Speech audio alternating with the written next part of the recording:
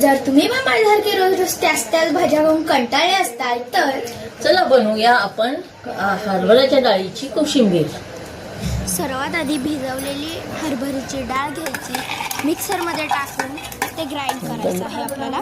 पण ग्राइंड जास्त नाही करायची, थोडेसे तुकडे राहिले पाहिजे असं. थांबा मी दाखवते. हे बघा अशा प्रकारे असायला पाहिजे तुमचं मिक्सर. आता ते एका बाउलमध्ये काढून घ्यायचं आहे जे तुम्ही तयार केलेलं सारण आहे. आता कैरी घ्यायची, चांगलं मी जशी खिसते तसं खिसून घ्यायचं, आतलं पल्प काढायचा आणि तो पण त्याच्यात ॲड करून ते सारण मिक्स करून घ्यायचं. त्यानंतर साखर आणि मीठ टाकायचं आणि जे सारण आहे ते पुन्हा मिक्स करून घ्यायचं.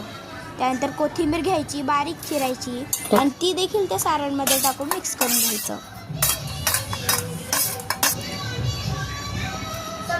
हे बघा असं मी मिक्स करून घेतलेलं आहे.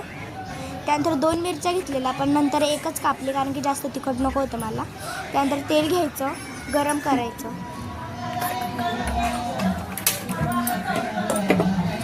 थोडं तेल गरम होऊ द्यायचं आणि गरम झालं की त्याच्यात जिरे आणि मोहरी टाकून थोड्या थांबायचं आणि त्यानंतर टाकायची त्याच्यात हिंग.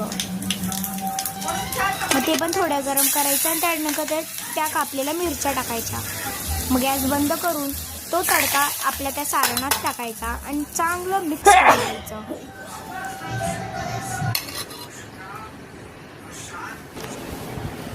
हा दीदी, कंटाळा आला ना तुला भाज्यांचं खाऊन, तर ही चटणी खाऊन बघ.